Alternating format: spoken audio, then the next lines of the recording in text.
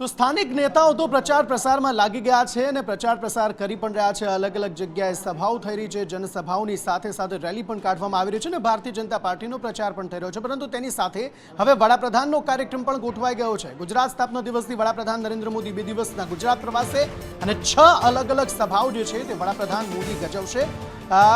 પહેલા દિવસે એટલે કે 1 મેના રોજ ડીસા અને હિંમતનગરમાં સભા છે, જ્યારે 2 મેના રોજ વડાપ્રધાન નરેન્દ્ર મોદી 4 સભાઓ સંબોધશે, જે આણંદ, વઢવાણ, જૂનાગઢ અને જામનગરમાં થશે।